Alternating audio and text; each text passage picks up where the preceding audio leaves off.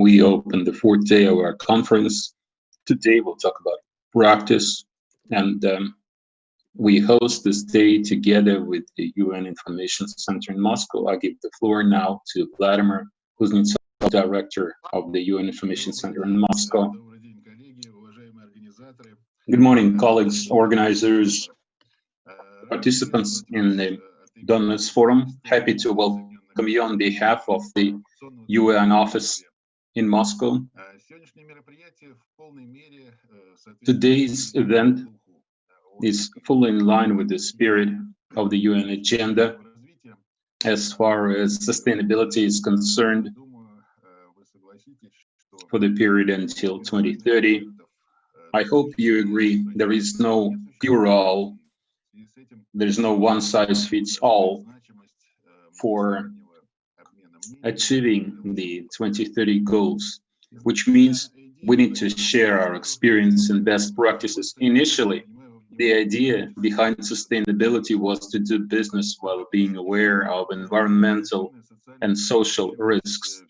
Yet, currently, corporate stability more and more includes cooperation, interaction between business, the NGO sector, and the government. Only this kind of synergy will allow us to achieve the 17 Sustainable Development Goals.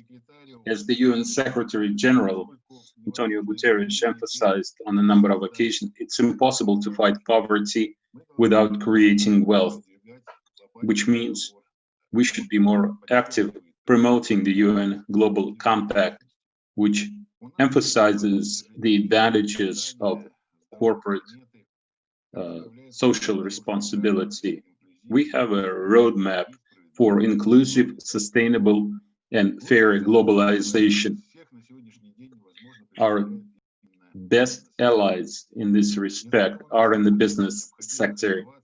Without that, we won't have necessary innovations. We won't be able to open up markets to provide people with goods and services and develop talents. The financial and economic downturn caused by the pandemic dealt a severe blow to CSR and philanthropy, including Russia. Donors provide about 70% of all the funds in Russia. Corporations account for only 10%. The rest comes from the government. In the US, the middle class is a major contributor. Clearly, the pandemic and its repercussions for the global economy jeopardize the progress achieved with respect to the SDGs and the 2030 agenda in general. Thus, it is necessary for us to join our ranks and push forward together, especially since we mark the anniversary of the United Nations this year. Private sector and the global compact will continue to play an important role. I would like to mention specifically the activities of Russian companies and the role of the Russian Global Compact National Network. This year, the Russian Federation presented its national review on sustainable development goals for the first time. Hundreds of Russian companies like Aeroflot, Bashneft, Eurochem, Lukoil, Sakhalin Energy, Severstal, and many others have incorporated SDGs in their development strategies and financial reporting. The Minister of Economic Development, Reshetnikov, speaking at the Sustainability Forum, pointed out that Russian companies are involved in achieving all goals without exception. New consumption models, responsible models of doing business, financial reporting, Fosagro, Elros, some other Russian companies promote high environmental standards and human rights standards. They're also involved in programs of helping developing countries. We should also mention that small and medium-sized enterprises in Russia become more and more interested in incorporating SDG principles in their operations. I should also mention множество компаний и крупных предпринимателей в личном качестве свой вклад в преодоление последствий пандемии. During the pandemic, many businessmen made a major contribution. They helped work on the vaccine, supply hospitals with medical equipment, provide additional payments to doctors and nurses, and also supply food to vulnerable categories of people. According to the Russian Union of Industrialists and Engineers, the total amount of aid provided during this time, including in-kind aid, was over $500 million. I'd like to mention that the development program, working together with the global initiative of grant-issuing organizations, developed a platform for contributing toward the SDGs. We are happy that currently work has been started to create a special page for Russia, and the Russian Donors Forum will provide information support for this project. We hope this initiative will consolidate the philanthropic sector and will become an important source of information on how Russian NGOs contribute to the SDGs. I would like to stop here, and I wish the best of luck to the Donors Forum. Thank you. Vladimir, thank you very much.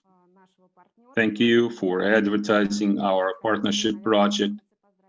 And I would like to congratulate you and all of your colleagues at the UN, because on Saturday we will mark 75 years. That's an important date. It's a great day for all of us. I would like now to pass the floor to the head of corporate relations, Sakhalin Energy, Natalia Gonchar. Natalia, maybe you could say a few words about our conference up to this day. Yes, thank you, Sasha, thank you. Ladies and gentlemen, it's hard to believe that this is already day 4 of our marathon. Yesterday, we had a day devoted to foundations, how foundations operate during this difficult time of the pandemic. We had a lot of interesting reports. If you were not able to watch the conference live yesterday, I highly recommend that you view recorded sessions. They were major foundations from Russia, major foreign and international foundations. And actually, the speakers offered in-depth analysis of the current situation, whether the NGO sector was able to respond to the pandemic in a timely fashion, whether they were able to adapt quickly and provide assistance to people who really needed it. We heard all kinds of opinion. Some say that the crisis is a global catastrophe. Some said that the crisis was no big deal, which sounds much more optimistic to me. We talked about the SDGs the whole day. Smaller foundations can't really see how they can apply the SDGs to their activities. Yet, in the end, we all agreed that the SDGs provide us with a common language we can all use to communicate with each other. And it's much more productive if you build your partnerships based on the SDGs. In fact, the very concept of partnership has been transformed. And this is another topic we discussed. I guess this is what we are going to be talking about during the remaining 2 days Today is going to be very interesting as well. We'll talk about practices, we'll talk about practical situations, specific cases, our experience this year. We'll focus on 3 key SDGs, 3, 4, and 5. I guess these are the SDGs that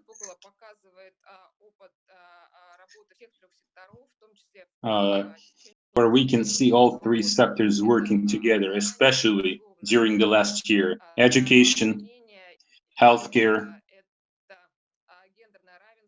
and gender equality. Somebody already said during our conference, because women were disproportionately affected by the pandemic, as far as losing jobs is concerned. And I know there will be people talking about SMEs today, how relevant SDGs are for smaller companies. So I hope this will be a productive day. And Sasha, back to you. Thank you very much, Natalia. All right, we start our conference with the first session. Today we'll talk about specific SDGs. The first SDG we'll cover today is SDG number 4, quality education. I give the floor now to Yuri Blagov, Director of Pricewaterhouse CSR Center in St. Petersburg. Yuri? Yes, thank you, Alexandra. Let's start our work today. First of all, I would like to introduce our panelists for the first session. We have a very interesting panel today. Very interesting people. We have Yulia Selukova of the Sistema Foundation. Hello, colleagues. We also have Irina Gard, CSR leader for IBM Russia. Hello. We have Alexander Arkhipov, currently the executive director at the St. Petersburg University Alumni Association. Yet, we know that this person did a lot while working for JTI Russia. Thank you. We also have Daria Durnova, representing Fosagro. Good morning, I'm here. And we have Olga Vakhmyanina, Director of PR at Russian Donors Forum. Morning. And yours truly, Yuri Blagov, CSR Center at the St. Petersburg University. As we talk about SDG 4, quality education, this is a very important conversation. I'll take a few minutes. Since I'm the moderator, I'd like to say a few words. First of all, it is obvious to everyone that this SDG is highly appealing to companies around the world. Let me give you a couple of figures. The last review, giving in numbers from 2019, shows that for a long period of time, from 2016 to 2018, it was educational programs that 25% of companies regarded as their priority in CSR. In Russia, as we know from our CSR leaders survey, the figure is even higher. I could not believe it when I first saw it. 98% of the companies who participate in this project identified education as one of their priorities. And then many companies listed education as their top priority. So with the SDGs, the situation is very clear. Companies that have been working with education for a long time now align themselves with SDG 4. Our participants today are not here by chance or by accident. Recently, I went over CSR leaders' materials for the last 2 years, and basically all of the companies represented here were either nominated in the education category.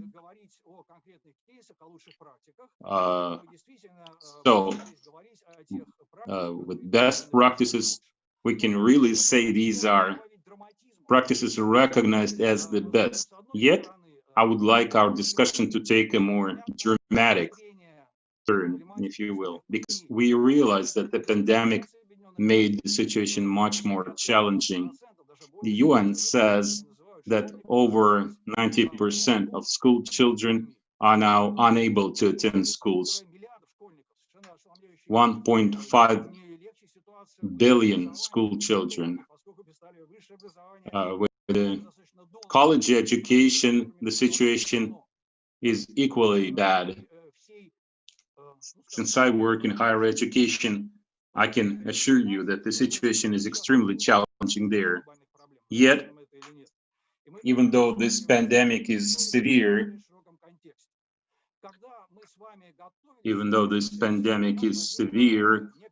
we realize that this is just a temporary thing, and it's just part of a bigger problem, part of the bigger picture. The initial reaction when I heard about this was, okay, this is a nice subject. Of course, we will say once again that we need partnership. We need to take various aspects into consideration. But this might be boring, or at least there's nothing new here. Anyway, we all agreed that while we continue to consider the same things again and again, yet the context has changed. As Vladimir said earlier, the SDG agenda has been transformed a lot. While years ago we talked about resources for future generations, today we're talking about survival.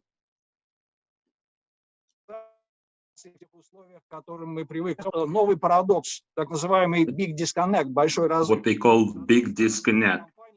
On the one hand, you have the leading companies who get more and more involved in global issues, yet at the same time, global problems are getting more and more severe. So either we're doing something wrong, or we need to change something qualitatively. Companies, on the one hand, are involved in SDGs. On the other hand, they still have to do business. So I encourage all the speakers today, don't just share your best practices with us. This would be nice, of course, but at the same time, you realize that the situation is highly complex. So we should not turn a blind eye to the problems we're facing in this. So once again, I encourage you to focus on the problems, on the challenges you face today, and what business needs to do, how it needs to change to make sure it can contribute more to the SDGs. Let's start our discussion today with Olga Vakhmyanina, because the Russian Donors Forum is not just the host of this conference. They always monitor the current situation, and so they should be leading us in this respect. Thank you very much, Yuri. Yes, we provide analysis of the sector. This is one of our favorite areas of work. And this year we did a large-scale survey in education, healthcare, and culture. The results of other sections will be presented later. I will tell you about our education.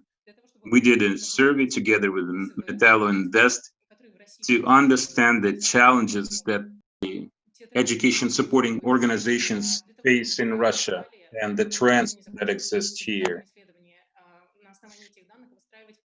But we don't want this to just remain a survey. We hope that the results of the survey will help everybody to reorient and improve their work. We conducted a number of interviews with organizations, school children their parents. We'll soon do a major poll in Russia. So if for some reason we didn't interview you, yet you would like to share your experience, your expertise, we would be really grateful to you if you fill out our form, and we will share it with others. We want to collect as much data as possible regarding the current situation. Today, I will present 4 major sections: problems and challenges that education supporting organizations face in Russia, key achievements according to experts over the last 15 years, trends that we see today or may see soon. Very briefly about problems. We divided problems into 6 categories. Of course, they're all interrelated. First, the impact of the coronavirus. Second, digitization of education. These 2 things, of course, are interrelated. Inclusivity and the current economic situation, how it affected education opportunities for college students. The third part, inclusivity, is not just about people with disabilities. This includes unequal access that people living in remote parts of Russia have. Fourth, partnership. Fifth, communities. And sixth, it's a pretty broad area, the contents of education, the quality of preparation, the lack of funding for scientific research, choices, etc. All right, key achievements over the past 15 years. 3 main categories here. External support. Experts point out that education support has become much more systemic compared to the situation we had about 10 years ago. Businesses get involved in adapting education programs. They have practicing professionals. They form alumni associations. They support gifted young people, including in outlying parts of Russia. Next, developing new forms and content for education. The quality of content has improved. And first step towards establishing a new teaching community, which includes teachers, tutors, mentors.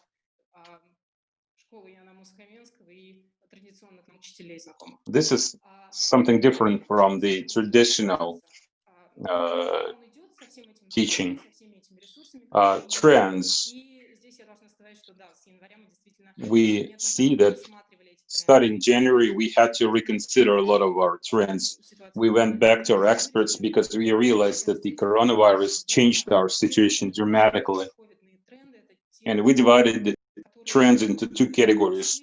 Category 1 is COVID-related trends, and the second category is systemic trends that weren't affected that much by the current situation.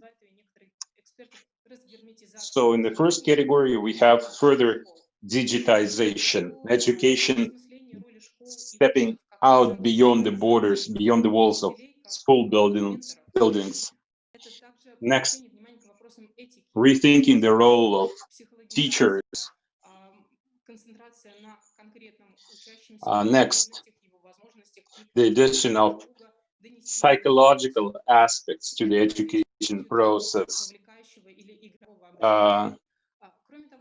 Inclusion of edutainment, entertaining education, and the role that parents can play here. parents of children who are learning from home now. And also there are composite degrees, erasing borders between the major education and additional continuing education. And of course, hard skills retraining for people who lost their jobs. This second category, developing online and offline communities for children, because teachers really need to share their experiences today. Then developing alumni associations for secondary schools, just like colleges have alumni associations. Next, redesign of school buildings with new spatial solutions.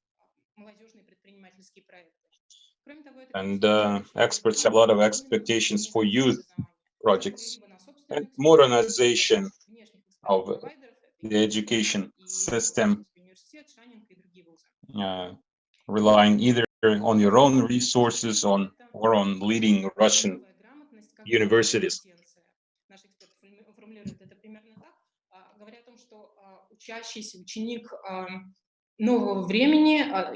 Also, experts say more skills are expected of graduates today, not just reading, writing, maths. Different kinds of literacy will be expected: legal, digital, environmental. And in conclusion, I would like to mention SDGs and national projects. We talked to these organizations, and most of them said they mostly refer to Russia's national projects. They say that SDGs are a little less relevant, so it's not that clear how they can benefit from developing a long-term partnership with the government. And some of them are even afraid of losing their independence. Some experts say that other systemic issues have to be resolved first. They say education is the only area of our national economy where there is no strategy as yet. So I hope our discussion today will provide some guidance for the future development. Thank you. Back to you, Yuri. Thank you, Olga. Colleagues, before we continue, I suggest that all of our panelists, all of our participants, everybody in the audience, please be active, send in your questions through the chat box. We will respond to those questions either instantly or we'll discuss them at the end of our session. Olga, I have a question for you. You showed us a long list of the areas that experts have identified, and I looked at your list. On the one hand, I looked at it as someone who works in the education system. On the other hand, I'm an expert in CSR, so I have a question for you.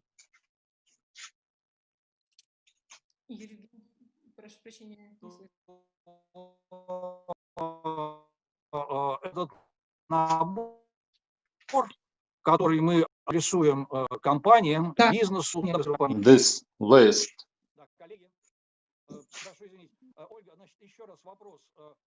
So once again, Olga, my question to you. These areas that experts have identified, basically they cover everything. I think my Zoom doesn't work. No, we can still hear you. Okay, I continue. Do you think this list has to include business? What I mean is, are there some areas here that would be less interesting to businesses, or maybe businesses could focus on just some of those areas? Because if you take the whole list, it's like when a company says they contribute to all 17 SDGs. Still, we need to prioritize. So would you say that businesses prioritize some of these areas? Well, my personal opinion would be,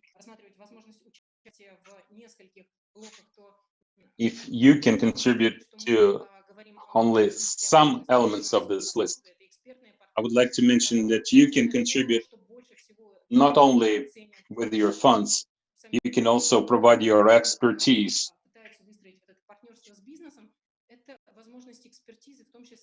So when NGOs work together with businesses, they're looking for their expertise, for example, in producing new educational programs which would meet the current demand on the market.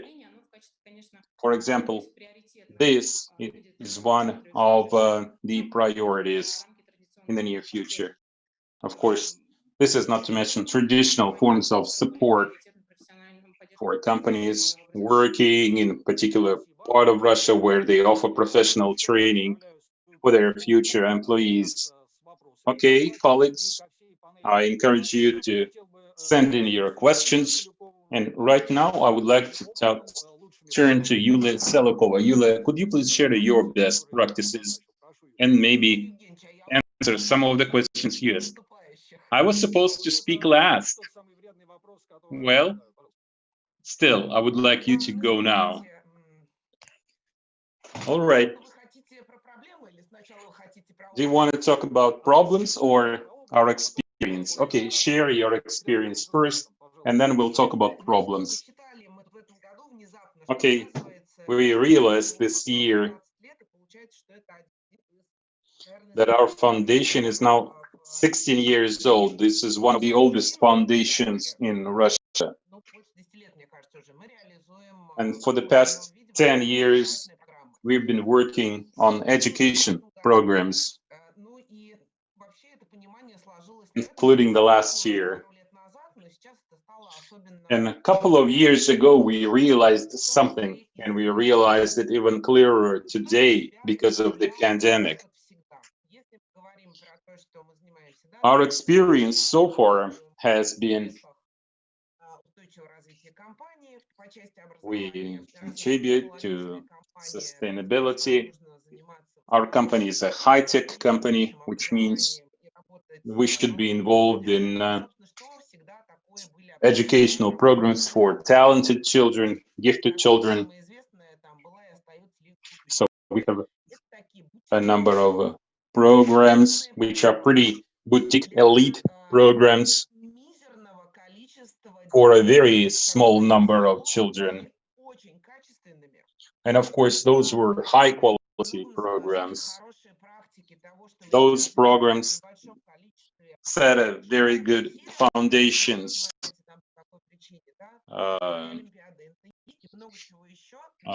You know, projects like Serious School and others.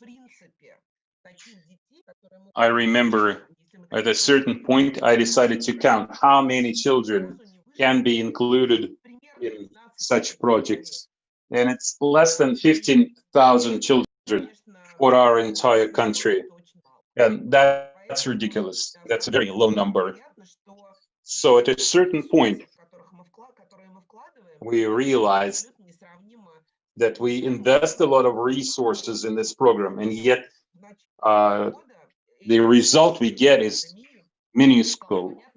So even before the pandemic, we realized that we can't afford to work on such boutique programs anymore, even if they produce something very high quality.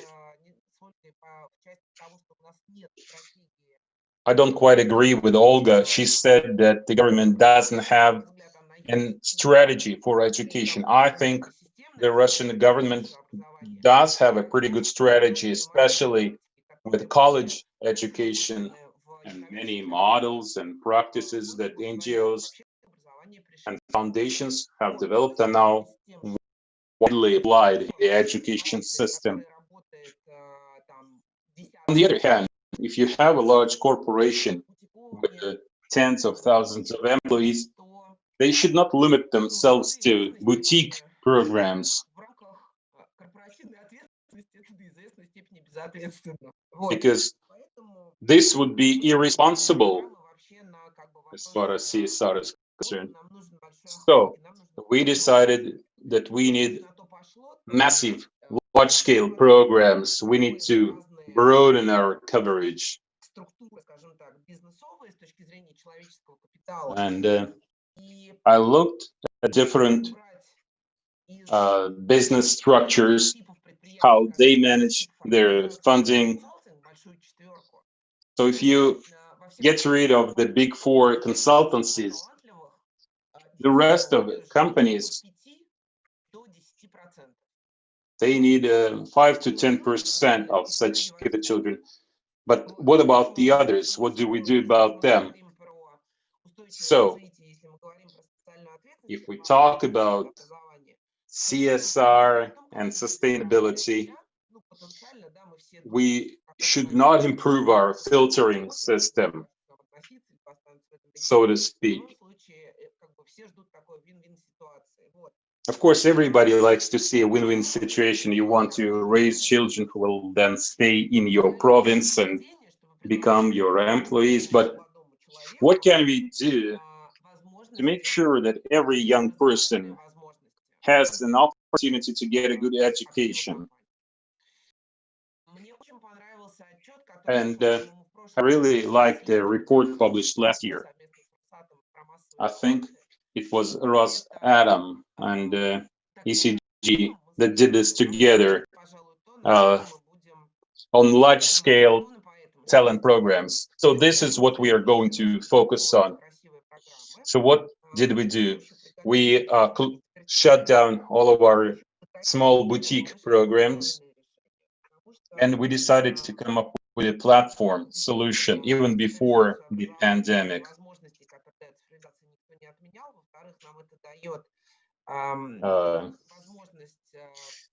This includes, first of all, digitization of education. And you're no longer limited by a particular region. You can increase your reach dramatically. So you get much more bang for your buck. So we will use this kind of platform solutions. We will work with other formats as well, like the offline format, yet our main emphasis will be online education. And one more thing, we don't want to replace government education programs with ourselves. We don't want to compete against government programs. And here is where I would like to move on to problems. Because the government education system, I know pretty well how it works. Позитивный эффект от наших программ, в принципе, зарегулированность области образования. The problem is the area of education is heavily regulated. And when we work in provinces, local education authorities are often afraid of making any changes. So this doesn't allow us to maximize the positive effect of our programs. Officials are extremely fearful. They always say, oh, my boss would not allow that. Oh, I don't know if we can do that. Никак не складывается хорошее смысловое, я бы сказала, государственно-частное партнерство. So the biggest problem, I would say, that in education, unlike other areas, we weren't able to partner up with the government in a good way. Let's take schools, for example, school buildings. modernization, refurbishing, renovation. Of course, some school buildings are terrible. We all know that. Yet, even if we approach this matter together, you don't see substantive partnership in this regard, even though many companies have extensive expertise on educational improvements. For example, just now we have a new project. The Ministry of Education is preparing a new project, and once again they want to do everything on their own, all alone, without inviting companies to contribute with their expertise. We, businesses, our community, we have a lot of expertise. We have a lot of success stories. We really know how to do this work. So I really would like to see the Ministry of Education and the Ministry of College Education to be more open and willing to work with the companies. For example, when the pandemic hit, many corporations provided free access to their online resources. But in normal times, we don't have this kind of cooperation. So I think this is the main problem we face today. So let's work together. Let's rely on each other's intellectual expertise. That's all from me, Yuri. Thank you, Yulia. I would like to comment briefly. First of all, it's utterly enjoyable to talk to high-level professionals. We did not coordinate who will say what, but miraculously, Yulia pointed out some of the problems that I wanted us to talk about. So, number one, this is very interesting. Moving on from the boutique model to a large-scale model. Educational programs intended for a larger number of children.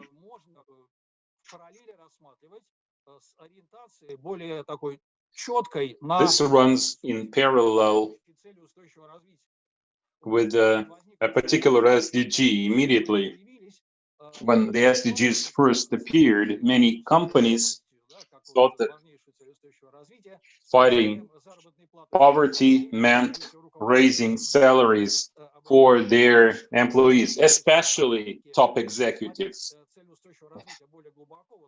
But if you take a broader look at the SDGs, how SDGs are interpreted at the national level, say in the voluntary national review or civil society review, it becomes clear that we're not just talking about the education system, we're talking about the problems that exist there. So moving on to a large-scale program, this is more in line with the spirit of the SDGs. That's number one. And number one, dealing with this big disconnect. When you have companies contributing to the SDGs, and yet, despite this fact, problems become even worse. On the one hand, the situation should be getting better, yet it's getting worse. So the key is what you said, proper partnership, where companies could be better involved in this work. I hear what you're saying. You're not talking about spending more money. You spend the same amount of money, yet you get better effect, right? But at the same time, we can be talking about spending more funds, but this will only be possible if the public-private partnership develops properly, if companies see specific results. So what you said was an excellent illustration of what I was interested in. Colleagues, do you have any questions for Yulia? Irina, you're smiling. I think you have a question. Нет, Юрий Евгеньевич, вы не правы. Я right? полностью No. с Юлей согласна, No, I just fully сонастроена, agree with созвучно, все what Yulia отзывается, то, said. что она говорила. Это I can скорее не just echo what she said. We coordinated, да. so that's why you're smiling. Okay, I'm going to ignore your smiles from now on. I have a question in the chat box. This is a question for all of you. Our society is getting increasingly regulated. In the meantime, around the world, education is becoming freer and more flexible.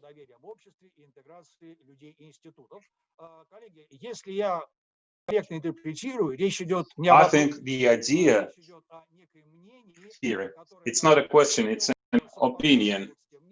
And basically, I think the author of this opinion agrees with what we just said. If I'm wrong, I would ask the author of this question to rephrase this, yet with a question, something with a question mark at the end. In the meantime, we'll continue with our discussion. And regarding the sequence of speakers, I have a different sequence. So you have to be prepared to speak whenever I invite you to speak.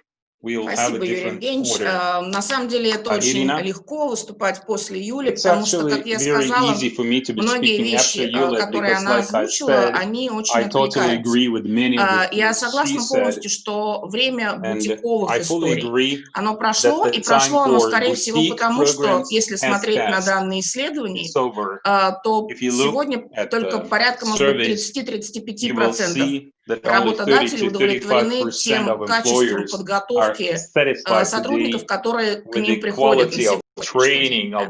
И рассчитывать на то, что сама образовательная система справится со всеми теми вызовами, которые у нас на сегодняшний день есть, мне кажется, не очень умно и крайне наивно. Оля озвучивала уже те тренды и те вызовы, с которыми приходится всем нам сталкиваться.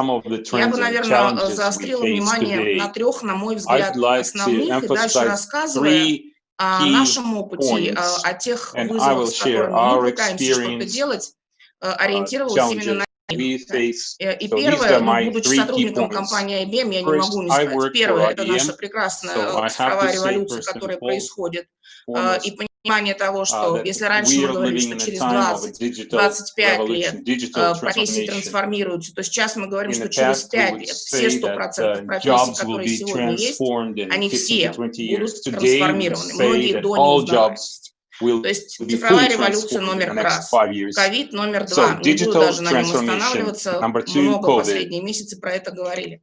И третье, то, о чем, мне кажется, мы забываем, и почему мы очень часто, я говорю, все сообщество, не только бизнес, но и государство, педагоги, родители, почему мы очень часто проваливаемся. Мы говорим про реформу образования для поколения, которое называется поколение Z, но при этом мы стараемся и можем пользоваться и пользуемся почему-то теми тактиками, стратегиями, каналами и всем остальным, которые прекрасно работали для нашего поколения, но которые больше не работают для них.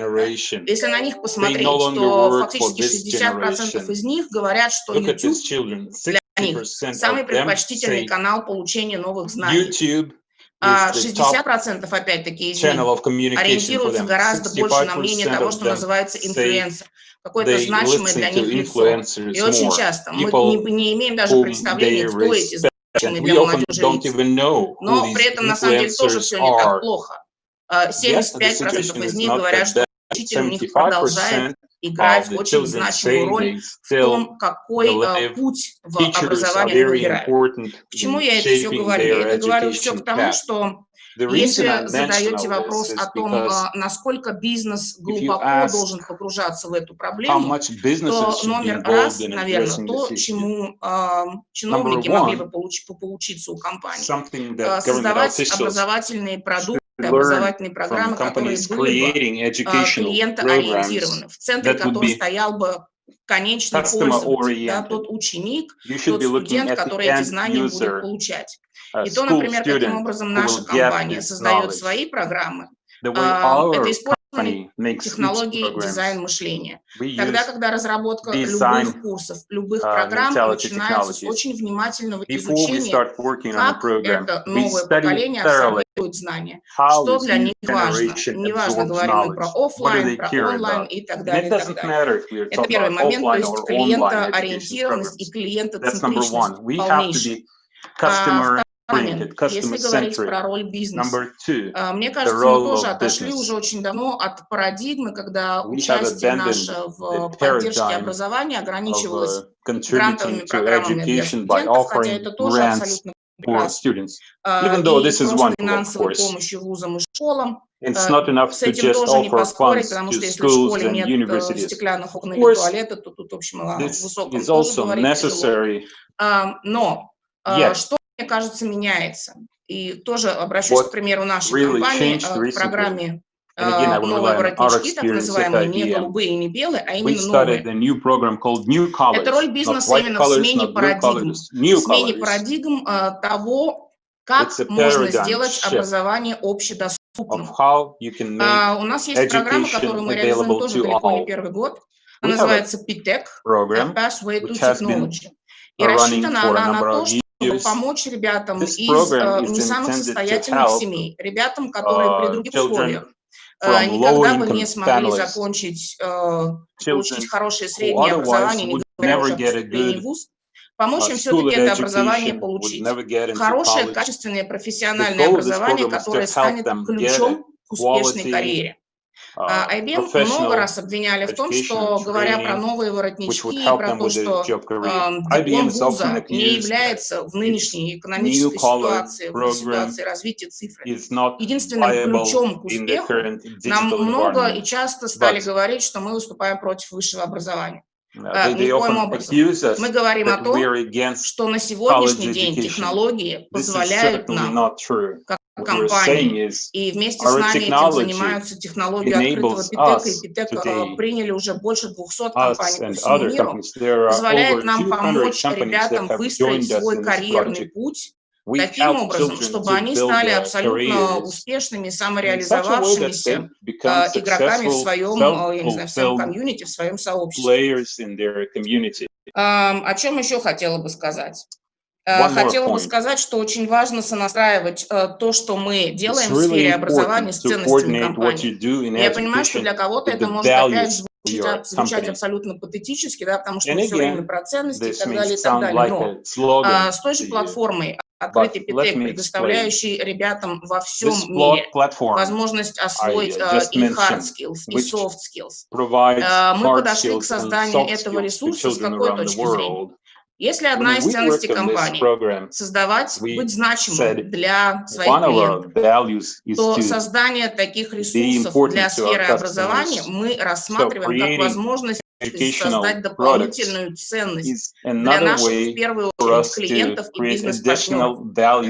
И как раз то партнерство, о котором вы говорили, Юрий Евгеньевич, что оно получает новые измерения. Мне кажется, что для большинства бизнеса сегодня важен вот тот флаг, который мы должны выгрузить на Эвересте и сказать, что вот мы достигли того, другого, пятого, десятого. С удовольствием партнеримся с другими компаниями, у которых такая же цель — помочь ребятам подготовиться, стать значимыми и хорошими, активными игроками на рынке труда. Нам очень важно объединять свои усилия, потому что вот эта синхронизация, вот этот общий эффект, он действительно помогает изменять систему образования к лучшему. И последнее, на чем я закончу, что, мне кажется, мы могли бы еще сделать для сферы образования. Здесь упомяну, наверное, про цифровую дискриминацию. Про то, что многие, я думаю, из нас могли наблюдать этим летом во время приемной кампании, когда по ряду каких-то причин, может быть, потому что система высшего образования не настолько погружена в тему СУРов, в тему инклюзии и разнообразия. Когда мы пронаблюдали случаи, что очень часто наличие хороших девайсов очень сильных становится препоной для поступления ребят на тот или иной факультет в тот или иной able И мне to get кажется, into a particular работая school. вместе с системой образования и объясняя, что это ни в We коем need to work случае with не the должно education становиться system. барьером к We получению need to образования, та tell финансовая them ситуация в семье, if которая your может складываться в the разных регионах financial у ребят, situation помогая of your системе family should образования not это be an осознать и obstacle for плюс найти getting какие-то into a good выходы college. из этой проблемы, And we need to в этом тоже, мне somehow help кажется, очень solve значимая this роль бизнеса, problem. потому что I бизнесу think не надо businesses больше can доказывать, play что a big инклюзия и role here. разнообразие I это think хорошо. Да, businesses мы знаем, что это хорошо, realize мы that знаем, что inclusivity если is good. компания We know привлекает на работу самых разных that сотрудников, companies то это не like to просто hire пятерка и all вишенка на sorts of торте. people, Это продукты, and it's которые not just a ориентированы на cherry самых on разных top. людей. Вот, наверное, так я бы Your ответила на products ваш are for all вопрос. sorts of Спасибо. people. So that's my last point. Thank you. Thank you very much, Irina. I'd like to underscore one point you mentioned, and I think it's really important. It's not like other points were less important. One thing, when we talk about businesses supporting education in the context of the SDGs, you may be too broad, and this would rob you of your focus. We are not just supporting education as a whole big system. No, we're talking about businesses getting involved in addressing specific problems. These may be social problems, environmental problems. These are some narrow things, some specific things that need to be dealt with. So, you talked about inclusivity, you talked about digital discrimination, you talked about programs intended for children from low-income families. This is extremely important because we can make this mistake of taking too broad of an approach, supporting everything, supporting boutique programs, supporting programs for elite universities, but this would not be in line with the SDGs. So I was asking, what are the barriers that businesses are not supposed to cross? But if this is what you do, this question loses its significance. You just pick what you like, some elite programs and so on. So thank you very much for your points. You covered two very important things I wanted us to talk about. Yet I have a few tricky questions I saved for you. Do we have any questions from the audience though right now? No questions from the audience. Daria, Alexander, Yulia, do you have any questions for Irina? This is a rare opportunity to ask Irina a question.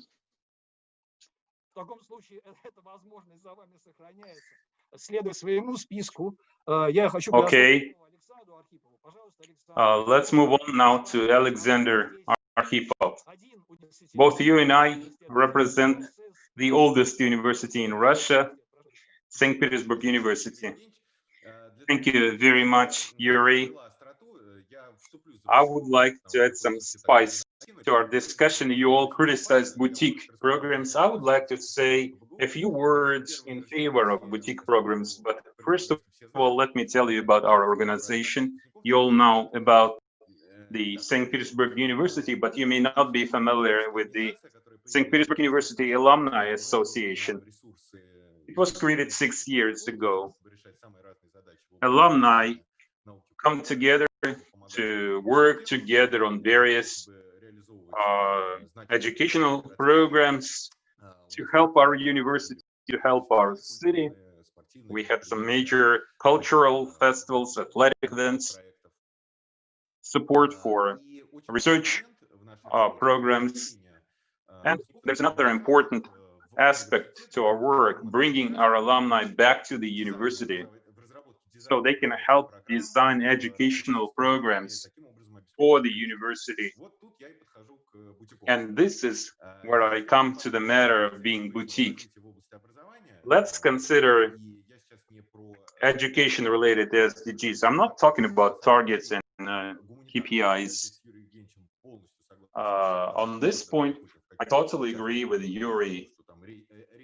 Once we get into fine details, we tend to forget that the overall goal is to make sure that vulnerable categories of people have access to education. And we need to improve the overall situation. We need to fight discrimination. This is all true. But if you go to the top school, these things are hardly applicable. But here's what I would like to say. I wrote down a lot of things I wanted to say as I was listening to others. During the pandemic, when everybody started using Zoom and Microsoft Teams, and initially people tried to copy what they do offline, and of course this is the wrong idea. And many educators saw what the streaming services cost a year, like Netflix, $180, Harvard University, $50,000 a year.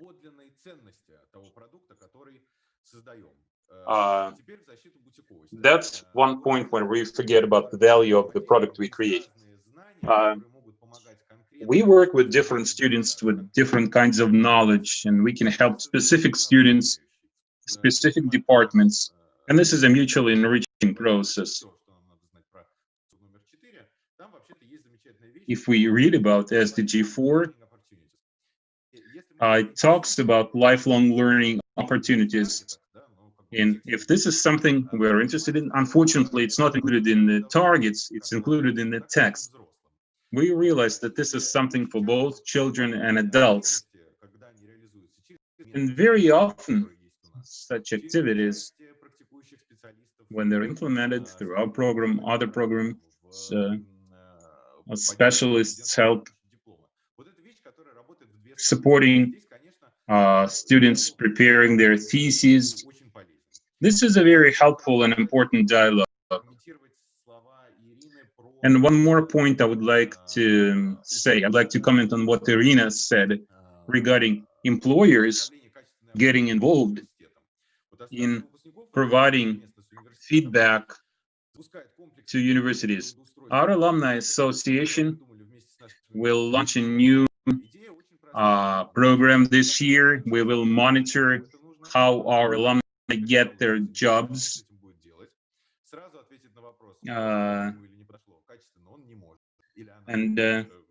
During the first year after they graduate, they can't really answer this question properly. So you should be asking about the quality of education while the person is still in school or several years after they graduate. Or you should talk to employers who hire your graduates. So it makes sense for us to talk more to businesses, to the corporate sector.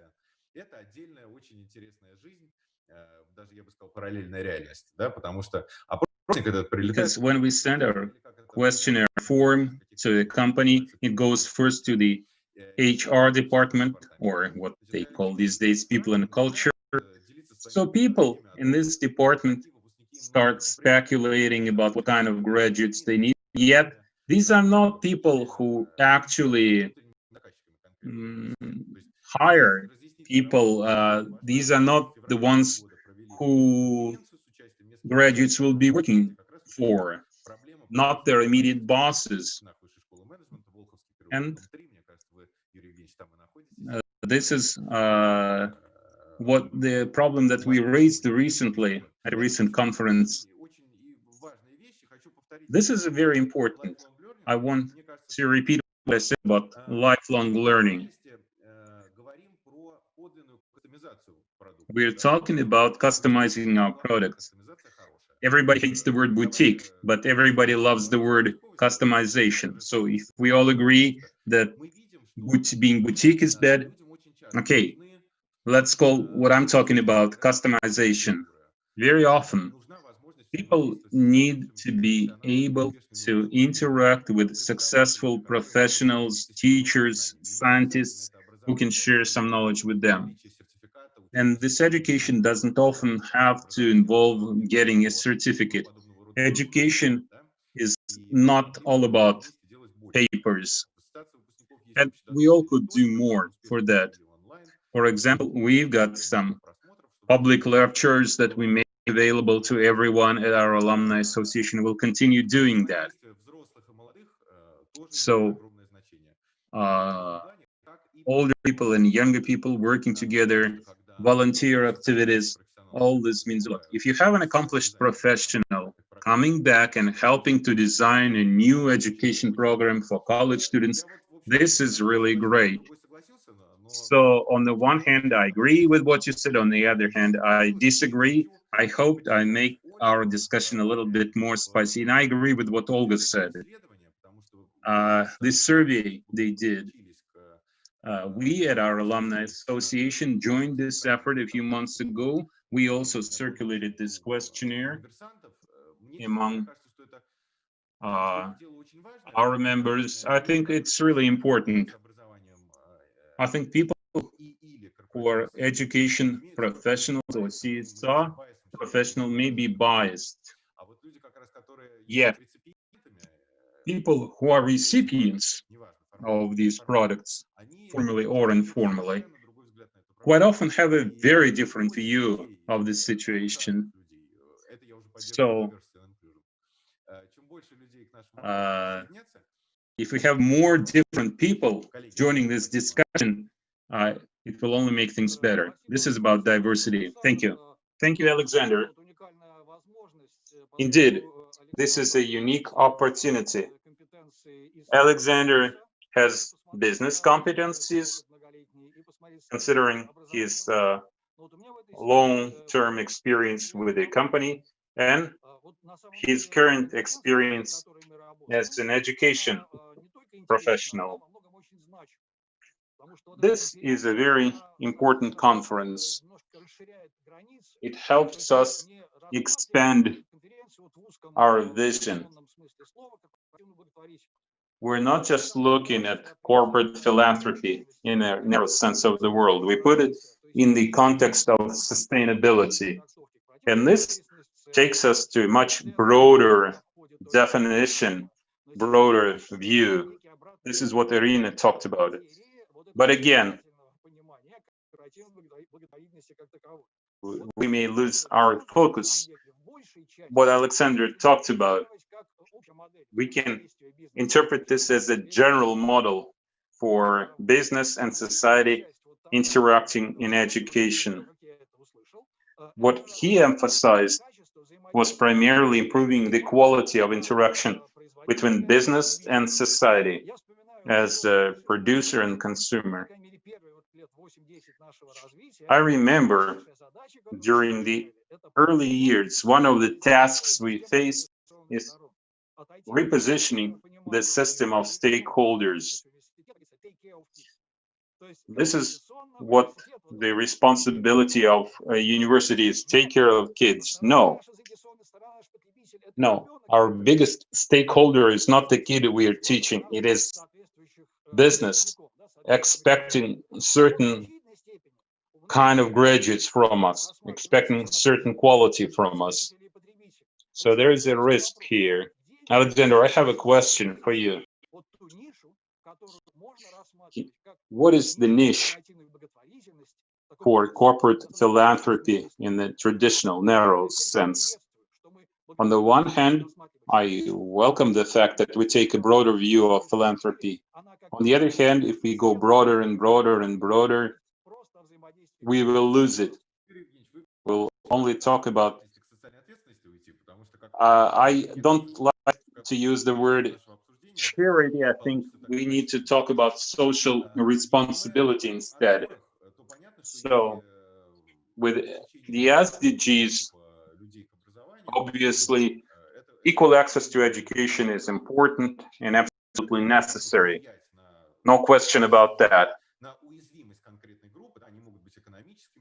If you have a vulnerable group for economic reasons or geographic reasons, or you may be talking about people with disabilities or some limitations, of course, in that kind of situation, the role of business is to help solve this problem. But the risk you're talking about, it does exist. If we only listen to business and don't listen to anybody else, eventually we'll end up training people in very practical skills, specific skills that businesses need. And we'll forget our higher goal. I think the purpose of college education is to develop a person. So we should be listening to businesses, but businesses are not the only stakeholder we should be listening to.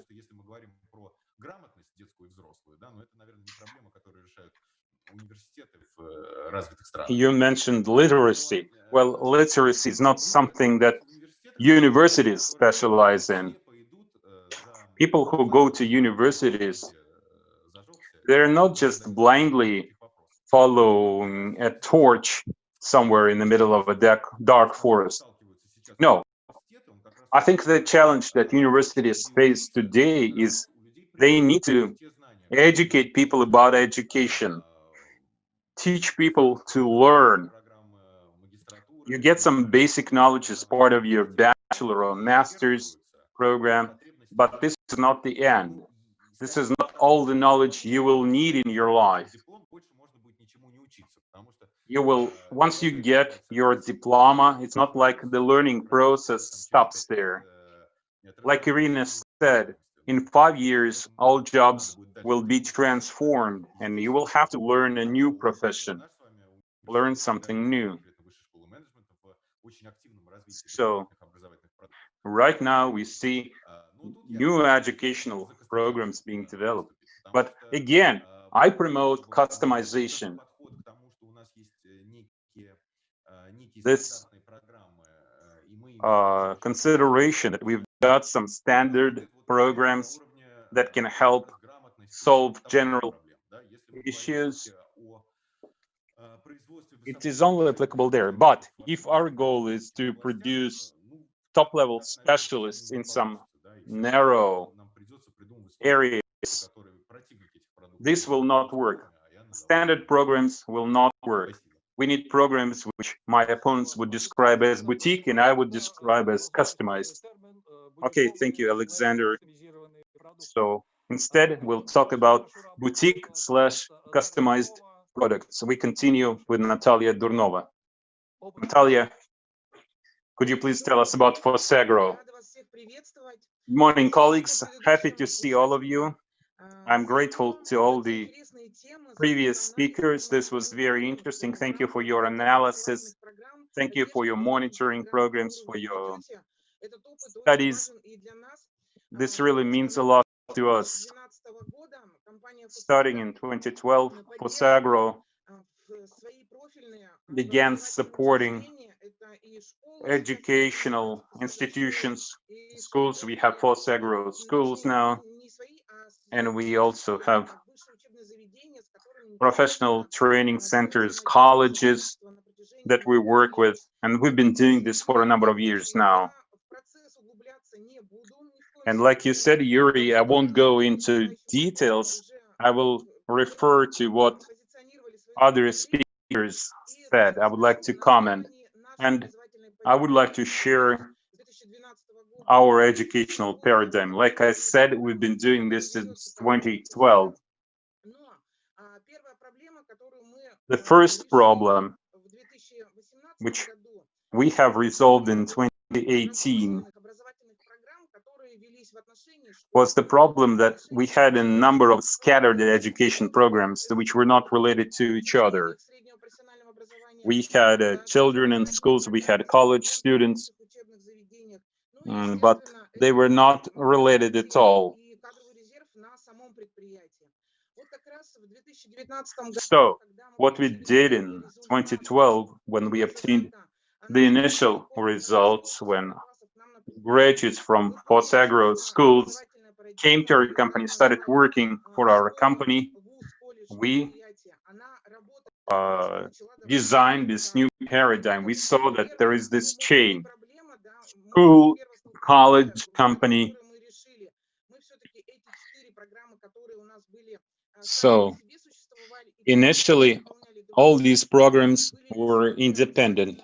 Instead, we decided to join them together. They all became part of this one system. My second point: interaction with the government. This is what Yulia and Irina talked about. When we started recruiting children for our postagro classes, eventually we faced a situation that even though we started offering special training to some children from the 5th grade,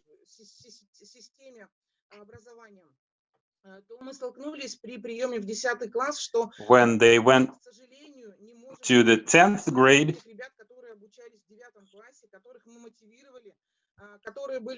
in some cases we weren't able to accept children who went through our special program during the 9th grade and wanted to go to college, just major in a program we intended for them.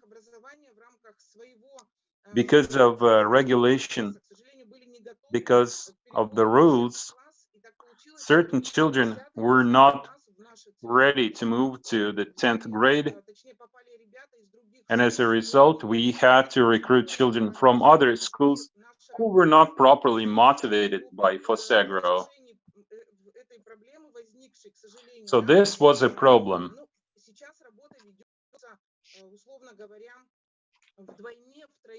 And now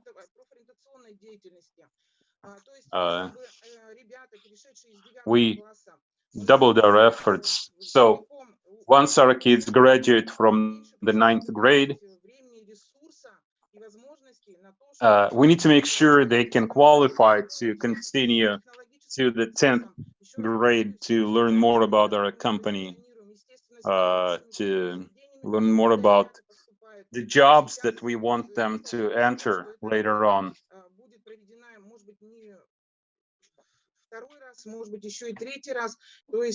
We may have to do that again. So we use our resources to offer this kind of advanced placement training in grades 10 and 11, even though we already did it for some of the kids in grades 8 and 9. Maybe my colleagues can recommend, maybe there is some other way to handle this problem, because this is a serious issue for us. Next, college education. We have our own vocational school and colleges. In 2017-2018, we faced a problem or a challenge, and it's great that this happened earlier. We had more time to address this issue. We realized that the equipment we use at our company is not the kind of equipment that kids have in their colleges, in their vocational schools. That's different equipment. So we made a decision that we needed to fix that. And our company modernized laboratories in colleges. We purchased new equipment, exactly the same kind of equipment as what we use at our factories. Electrical laboratories, welding equipment, exactly the same kind of equipment.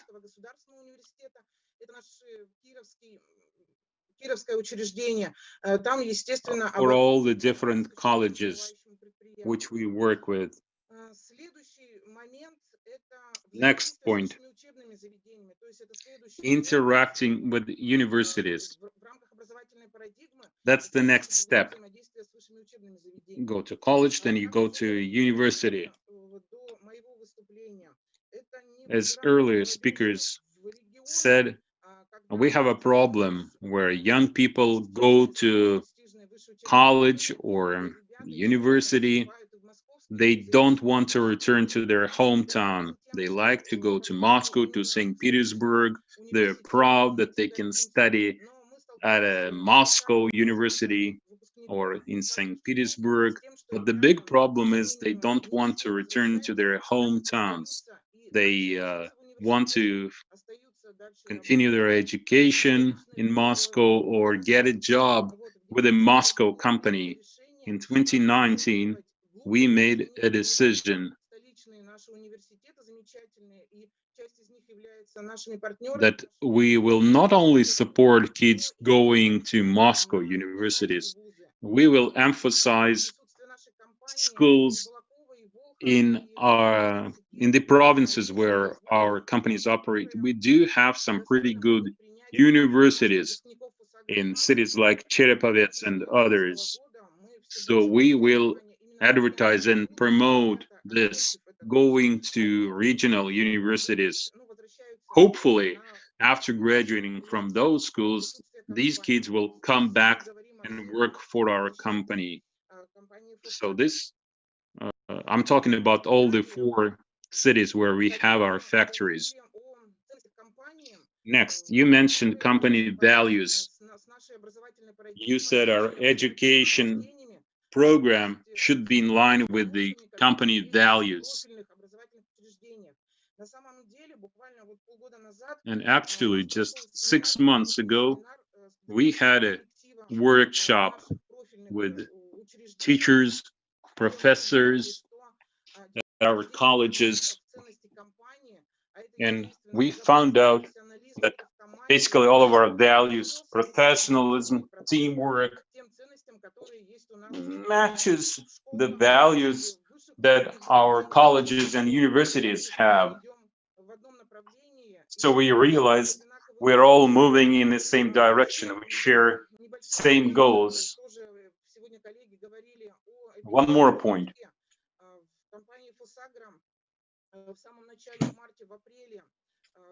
In March and April, we supported our educational institutions. We purchased laptop computers and some other IT infrastructure for our schools. Also, colleges, universities, we purchased servers so students could participate in classes, online events. Now there's the second wave of COVID-19. And again, most of our events with students and school children is online, and we are able to continue with our program. This is all from me, and if you have any questions, I would be happy to take them. Thank you, Daria. I would like to point out something very important. We've been talking about some controversial and multi-level issues. On the one hand, we talk about SDGs and we tend to go global. We start talking about nice things, putting this global puzzle together. Yet all these problems, they do exist at a national and regional levels. So Fosagro experience, what Fosagro does to support the education system is largely related to advanced placement, training your future personnel, helping young people to get jobs in their region, staying in their region. This is something that can be achieved through corporate social responsibility. And coming back to the matter of the SDGs, there are a number of surveys using high-quality statistics. Certain SDGs work in synergy. Others don't work in synergy. On the contrary, they have some contradiction in between them. So when you support education, obvious and clearly this helps your company develop. If you take a broader approach, the situation is not as obvious. Daria, I want to clarify something. Did I get it right that most of your projects are related to advanced placement? And the goal is a win-win situation where you offer education to children and at the same time you get quality personnel for your company.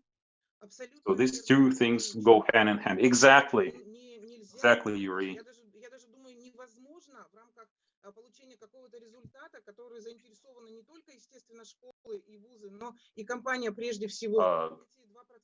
It's a win-win situation. These two things go hand in hand. I think this is a very important point.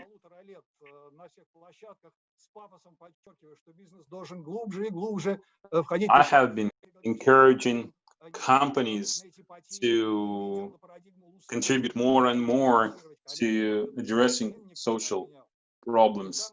You have to remember that your company will also benefit, at least at a regional level. This clearly works. If you go to a global level, of course,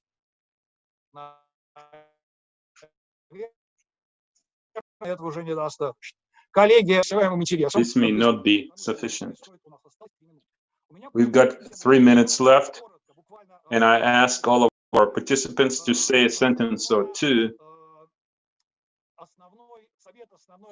What is your key recommendation to all of us, where we should go?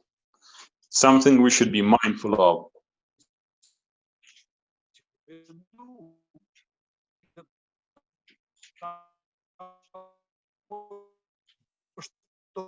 Корпоративная благотворительность и в широком смысле слова на развитие образования.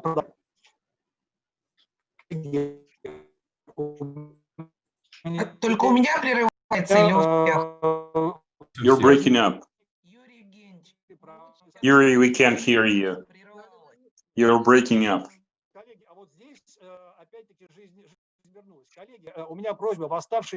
Okay, we've got 2 minutes left. Alexander, I know we only have a few minutes left. So very briefly, just a couple of sentences. What should we be mindful of to continue developing CSR in broad and narrow sense and supporting education? What's the bottom line? What we should be doing? Yulia.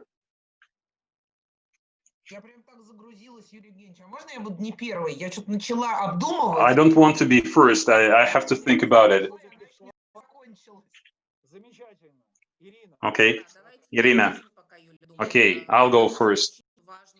I think it's important for all of us together to keep learning and change, and we need to do this quickly.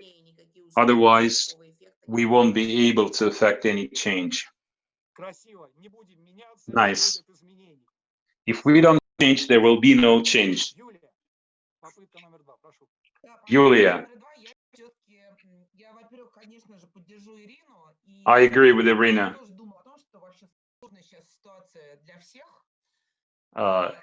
It's a difficult situation for everybody right now.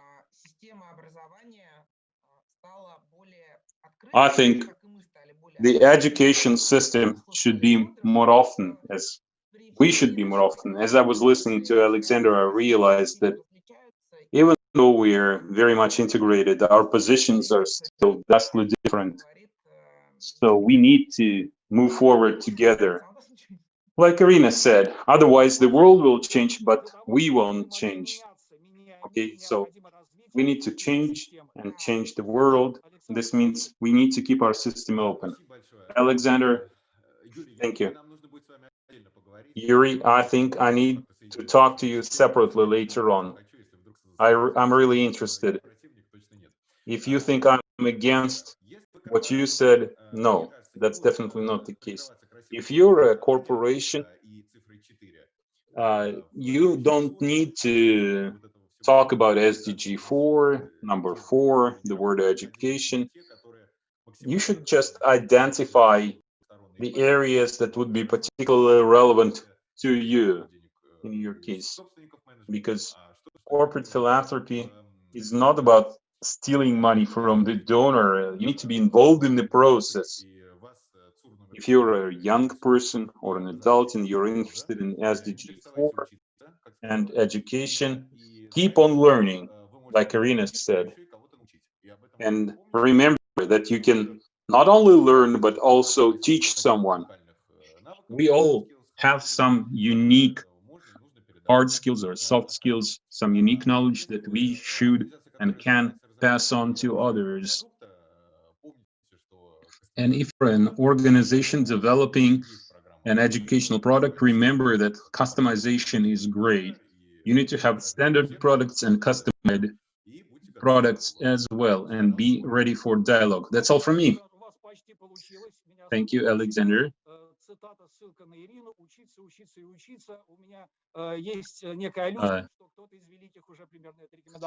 We should always learn.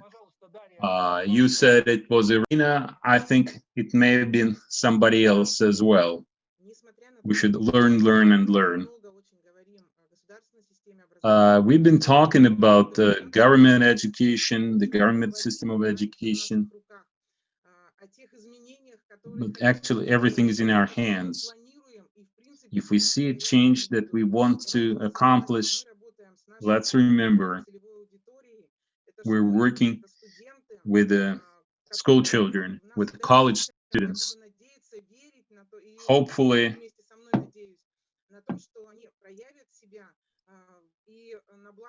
they will become good citizens and will work for our companies achieving good results. Thank you. And 2 sentences from me. I started this discussion by saying that we have well-established approaches to how companies should interact with the government in education. We have established best practices. We know how partnerships should work. All these models work. And today, as global problems exacerbate and we have the pandemic, we don't need to change those approaches dramatically. We are on the right path. And the problems we face today, these are the same problems we have been facing before. We should keep on doing what we had been doing. Thank you very much. Big thank you to the Russian Donors Forum for this opportunity to discuss these issues. Alexander, Yuri, thank you very much for starting this day in such an energetic manner. A great big thank you to all of our panelists. Soon we'll continue with the subject of education. This will be no longer as part of this conference, but we see great interest from all the stakeholders in the education matters. Once again, big thank you to everybody. We'll move on now to the next SDG, SDG 3, health.